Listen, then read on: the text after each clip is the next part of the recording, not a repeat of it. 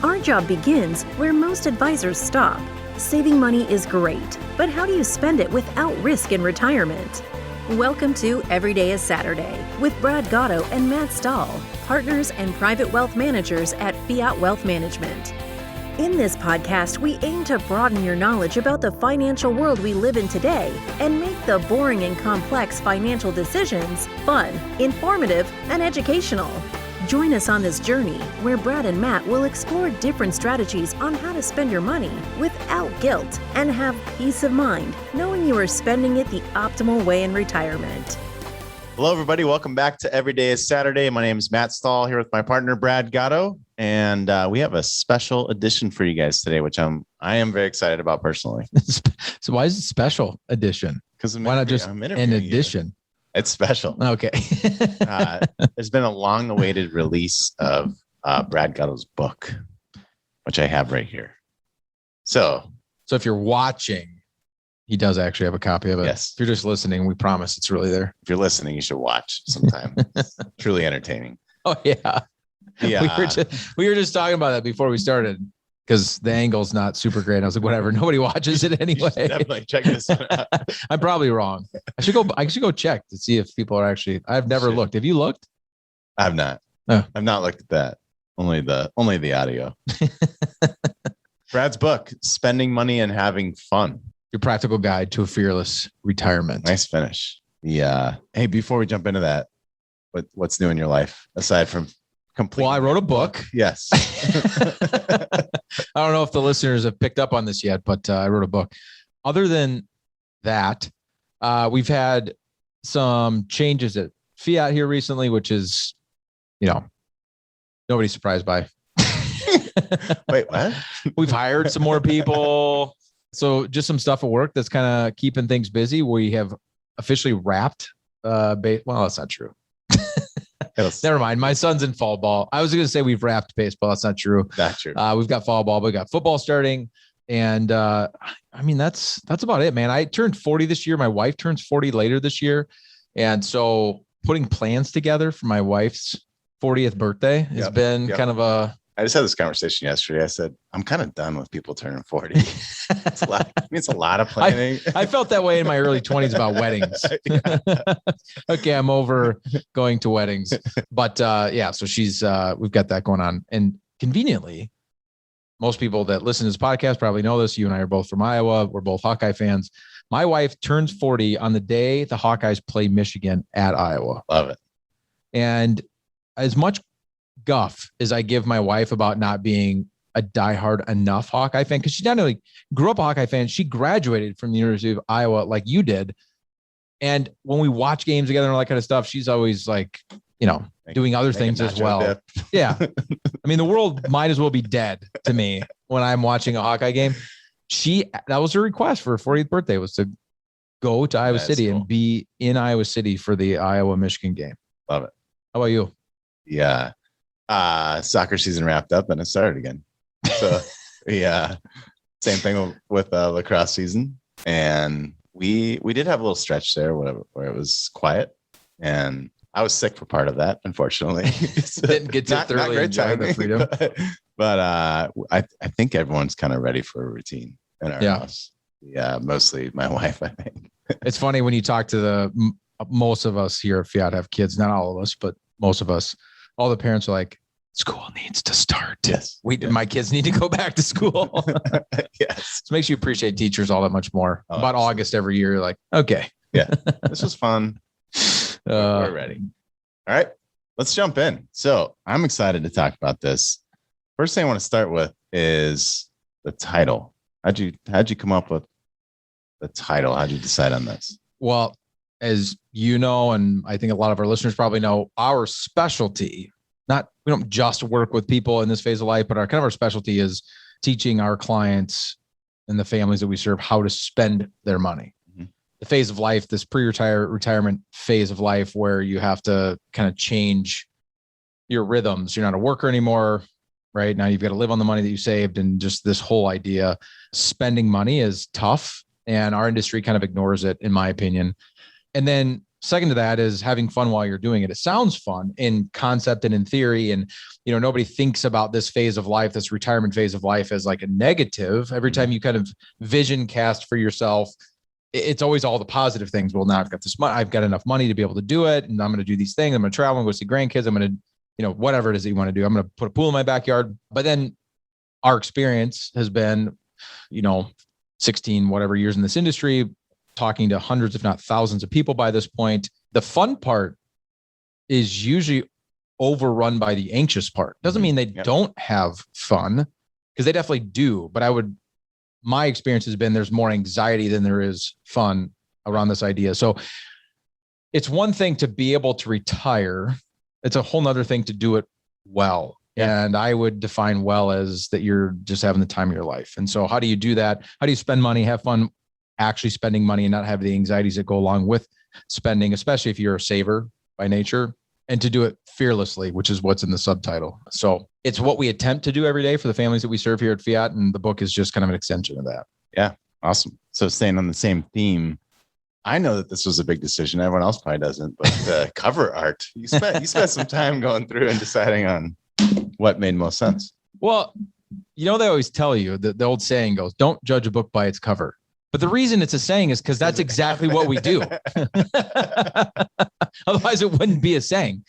And as much as you try not to do it, you absolutely do it. And so I think it's contrarian still to say, like, finances are kind of a stuffy conversation, and most people in our industry, well, the average age of an advisor is significantly older than you and I, although we keep talking about 40. We're young for our industry. And I just don't I'll probably say that for a long time, even it's probably, yeah. I just didn't want, I know people are going to judge it by the cover, and I didn't want just kind of another stuffy financial book kind of cover. Yeah. I wanted something that took the title and gave a picture to what the title is. And if you haven't seen the book yet, you can go to Amazon, you can look it up, search my name, go or to Amazon. Yeah, there was your pitch. Yeah, that was your opportunity. Come on. There's an egg, a golden egg with a birthday hat on, or just a party hat on, sitting in a nest. So it's the nest egg with the party hat on, right? Yeah. So it's spending money and having fun in picture form. I love it. Yeah. Perfect portrayal. I'm not going to quiz you on what chapter is which. That's good. I promised you I wouldn't do that. Yeah. Because you've been through this so much. But what were some of the main points? What was some of the content or the things you wanted to ensure that did make it into the book? Yeah. So the beginning and end, the first chapter and last chapter, really the book ends, if you will. Nice. Yeah. And you will. And you will.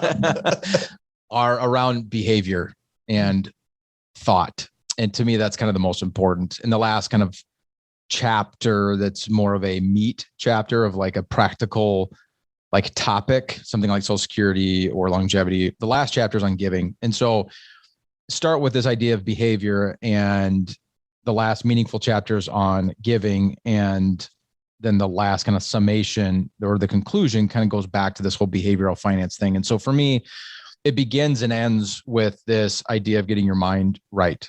You can't have fun and get rid of anxiety and remove fear without the behavioral side of things. And I guess a better way to say that would be that we talk about this all the time. Your values are driving your money and not the other way around. Mm-hmm.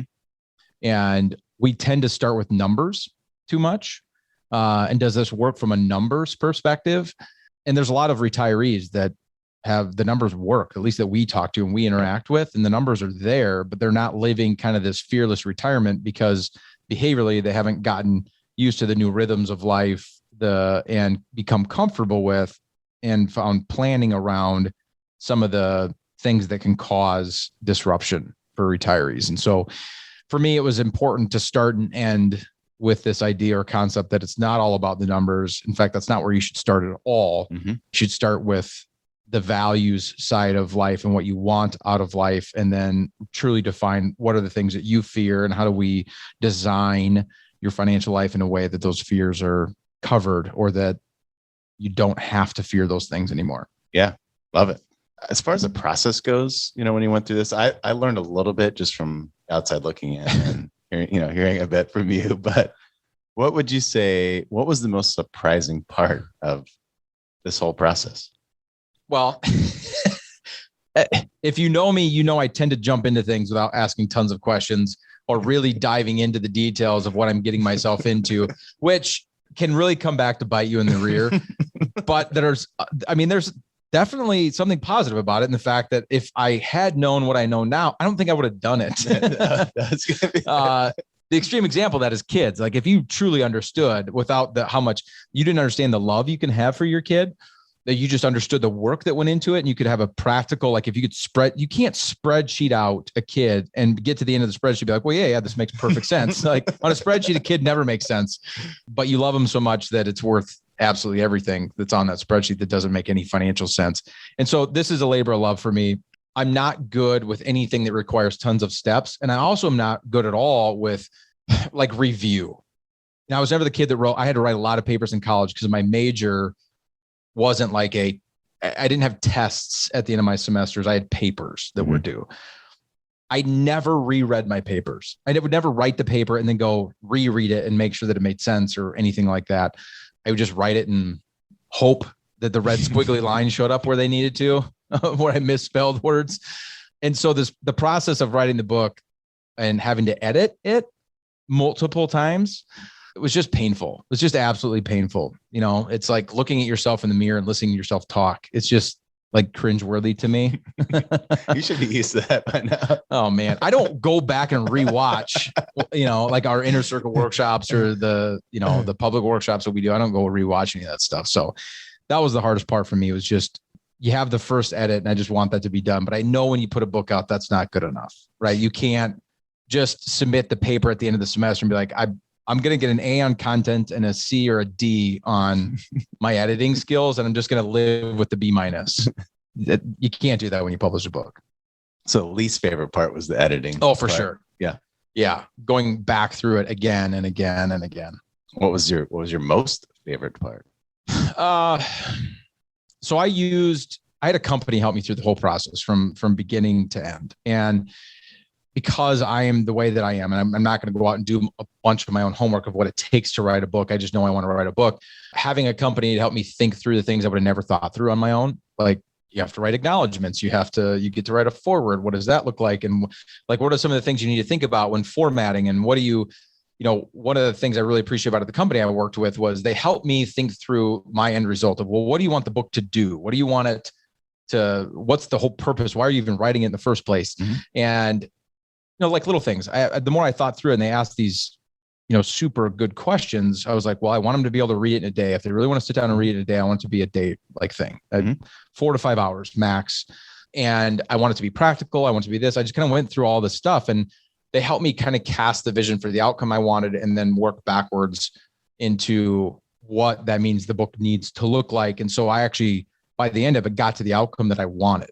A lot of times we start things without that end in mind. Mm-hmm. And you get 4 or 5 steps into a 10-step process and you're like, well, shoot, this doesn't, I've completely derailed from where I thought this was going to go because I didn't start with the end in mind. And so having a company help me think through that so that I got to something meaningful in the end was a lot of fun because it was more collaborative. And you know this about me too. I'm a team player. Yep. I like doing things together. Yep. And writing a book can be a very solo affair, very I don't picture you. Lonely. I don't picture you. And so having somebody kind of be alongside me the entire time just made it a lot more fun for me. Nice. So what was your answer? And why write a book? What was the purpose? Some of it has to do with just where we're at as a firm and the kind of the growth that we are experiencing. And now we've got other advisors and you and I I've always kind of had this vision to beyond ourselves of not just working with the families that we can serve, but also empowering other advisors to be able to do the exact same thing. And it's one thing for me to be able to sit in a visit and kind of talk to a client and spew out all of the things that are in my brain, right? I don't know how else to put that. This is an opportunity I can't be in all the visits all the time. And so we just wrote it down so that with or without me, the way that we think, the way that we plan here at Fiat, how we help families and all those things are just, they're somewhere that somebody can just grab on their own. So whether they choose to partner with our firm or not, work with me personally or not, or work within the advisors, that there's an opportunity for them to glob onto this information. This is a run-on sentence, but I genuinely believe that what we do makes a meaningful impact in the lives of the families that we serve. But I also know that I'm only one person, and I can only have this conversation with so many people. Right. And right, wrong, or indifferent, I think that the story that we have to tell here at Fiat should be heard by the masses. And so this was just a different way, a different medium, so to speak, for us to get that message out. What's been the most interesting piece of feedback you've heard? I'm just going to say the first thing that came to my mind. My wife is eventually going to listen to this and just destroy me for bringing this up on the podcast. But my wife is not a voracious reader by nature. I've been married to her for 17 years. She's the love of my life. She's just not a reader. It's just not, and I don't know that that's a negative thing necessarily. It's just some people like wear that as a badge of honor. Like, I read 20 books a year. That's not Christy. I've maybe seen her read one book in our entire marriage, like cover to cover. And so I knew it was going to be a big ask, one, to ask her to read my book. And two, it's not a topic that my wife doesn't have the same passion around what we do as I do. Right. She is as you know, been a nurse for 17 years, and not only has been a nurse, but a neonatal intensive care nurse at a very high level hospital, children's hospital. And so like when I talk to her about what she does, she has a ton of passion around it. I just don't get it. Right. It's like she's speaking a different language. So I knew it was going to be a big ask to ask her to read it.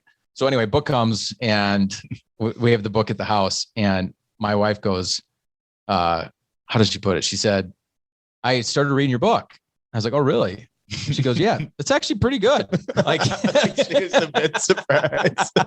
I know. And the tone of her voice and everything, I was like, wow, thanks, I think. And the best part was, like, later in the day when she wasn't around, I saw it sitting on the coffee table, and she had dog-eared where she was at in the book. She's on page 5. So when you said, what's the most interesting piece of feedback you've gotten, that's where my brain went, was to my wife going, it's actually pretty good. I'm 5 pages in. She didn't have to say, I'm surprised. It was in her inflection and her tone. Oh, I love it. Did you learn anything about the book industry at all that was interesting? Oh man, I feel like I'm giving away insider secrets. Insider secret. That's what we're here for. There were some things that, like when you get to I don't even know what they're called. Like when you turn over to the back cover of the book, and there's like the little snippets from like people, like, hey, so-and-so said this about the book. So-and-so said this about the book. Yeah. And you're like reading those, and you're like, oh man, that's really cool. This famous person loved this book, or this kind of thought leader in this industry says this is a really good book. They asked me if I wanted those on my book, and I was like, well, yeah. Like, why wouldn't I want those on my book? And they're like, okay, you got to go find like thought leaders in your industry and go get them to like write these little blurbs for you. And I was like, okay. And I'm like, now? And they're like, well, yeah, because of the publishing time frame, blah, blah. I'm like, well, I don't even have the book's not done. Like, I don't have the script or the manuscript to give them. And they're like, oh, well, they don't need to read the whole thing. Just give them the introduction and then they can write their review. And I'm like, what? That's how it works. That doesn't seem right. Like, no. I'm the guy that literally judges the book by its cover, right? I go into the bookstore and I'm like, oh, that looks really interesting from the front cover. And then I turn it over and I read those and they mean something to me. And it was just like this, like, moment where I was like, yeah, I felt like I just learned Santa Claus wasn't real or something. It was a total letdown for me. I was like, you got to be joking me. I'm never going to put stock in those things again. And I'm sure that's not true 100% of the time. I'm sure that sometimes those reviews are, legit, but on the whole, I was told that they read a page or two and then write whatever they write. How many hours do you think you put into this? I don't even want to know. I don't know. 19 or 20 months I've been at it. And how it was more over probably the first 12 months was far more work, more time. Because after 11 to 12 months, I had the manuscript. And so the last 7 months or so has just been the process of turning a manuscript into a book.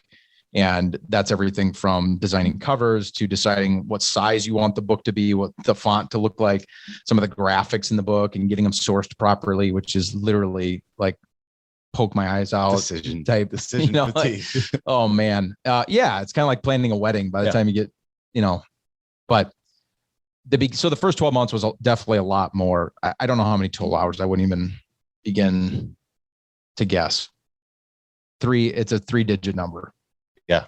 Wow. Jeez. So the next time around, yeah, to answer that question. That's like, you know, looking at your wife in the delivery room and be like, I can't wait till we have the next kid, you know. Maybe, you know, after a year or two when it's worn off, I'll think about, I don't know if I have anything left to say though either. I don't know if I have another book left in everything. Yeah. That's my entire life right there. Right here. Yeah. If there was a next time around, what would you, if anything, do differently?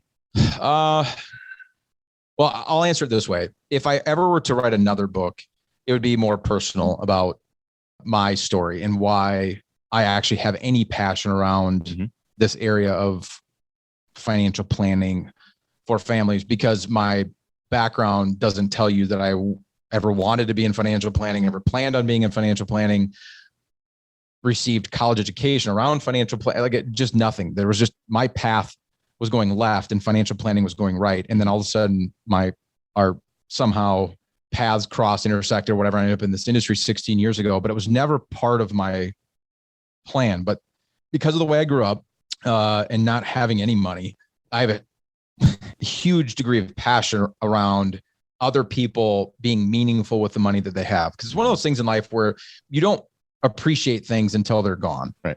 Well, money's been gone for me before. Right. I've been on that end of the spectrum.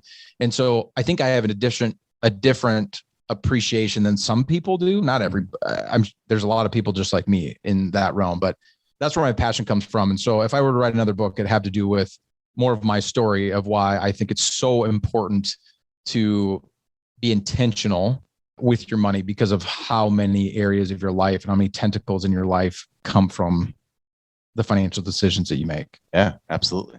Love it. There we go. You gonna write that one for me? It's teed up. We're starting right now. Yeah. Well, perfect. I am super proud of you for seeing this through.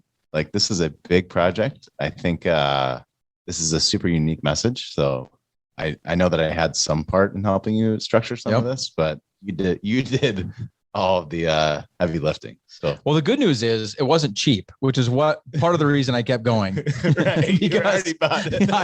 I had committed a good amount of money to it, and I mean, my tongue's firmly planted in my cheek, but not really. Like, it is so easy in life to start things; it's so hard to finish. And for somebody who has a visionary brain like I do, I love to start all kinds of things, and finishing is really tough. And so I appreciate those words, because I'm surprised too. I didn't say I was surprised. I just said, I know you didn't, but you did. Take note. I said, kind of like my proud, wife. Not surprised. Is there anything I didn't ask you that you would like to share about the book? Gosh, that's a good question, which means I don't really have an answer to it. I don't know. My hope for the book from today forward is just that for the people, because I know you're going to have the obvious people that read it, right? Mom, dad, colleagues, people like that. But my hope is that there's one random person that picks it up that I do not know, that I will never meet, that it has some sort of profound impact on them. And not because I want them to become a family that works with fiat so I can monetarily benefit from that. But I have this genuine hope, or this kind of, rainbows and butterflies vision in my head of a person picking it up, and there was just something in there that clicked with them and has a generational impact, financial impact on their family. So awesome. That's my hope. Yeah. Love it. Yeah. You heard it here, folks. Book number 2 is book number 2 is being teed up right now. Before I close this thing out, what you have any requests for the audience? Well, tell your family and friends about it. Like, scream it from the rooftops, scream from the mountaintops. Go to Amazon. Yeah, go to Amazon. Amazon, #1 bestseller. It was, thanks to, I got a lot of people that love me and care about me, and were nice enough to, go out there immediately when it became available last week. As we record this, it came out last week, and turned it into a bestseller on Amazon. So that's pretty amazing. I mean, you feel indebted to those people. And so I just wanted to say thanks to them. And when you're done reading it, pass it to somebody else, give it to somebody else, or just tell other people about it if there's anything that meant something to you. I would love feedback from people that have read it. we talk about this all the time, Matt. Good feedback and compliments are awesome because it's like ego food and makes you feel great. But constructive criticism, stuff that's not in the book. One of the nice things about a book too is, as we, give more of them away as a firm, I'll have to order more of them. And I don't even know the right language, but you can come out with like a version 2 of your book, kind of a new edition. I can always edit it. And so as we go along the process, I can go back and kind of create a version 2.0 of this book. And so that constructive criticism and other things that could or should be added, for a different edition down the line is, I would appreciate that as well. Bring it on. Bring it on. Well, awesome. And I enjoyed this. Again, super proud. Go check it out, everyone. Great book, great message. And, book number 2 is coming on its way. Yeah, right. This it's meant to fit with the theme of what we do in this podcast. As you guys all know, it's Every Day is Saturday, and we're attempting to make the type of impact I talk about with the book. We're trying to do for the families that we serve every single day and turn every day into Saturday. That said, this book is just a different iteration of that. And so, with that said, thanks for joining us on this episode of Every Day is Saturday. Matt, thanks for putting me on the spot and interviewing me. I agreed to it because of all the things. I don't like being put on the spot like this, but this book was a lot of work, and I'm more than okay promoting it a little bit because of what went into it. But there's a lot of people that made it happen as well. So anyway, thanks for joining us on this episode of Every Day is Saturday. If you want more information on the book or anything about Fiat, all things Fiat are at fiatwm.com. Again, fiatwm.com. You can subscribe to the podcast there. You can buy the book there. You can, all the other education that we have, just learn about our firm. We'd encourage you to go check that out. Thank you for joining us on this episode of Every Day is Saturday, and we will see all of you next Saturday.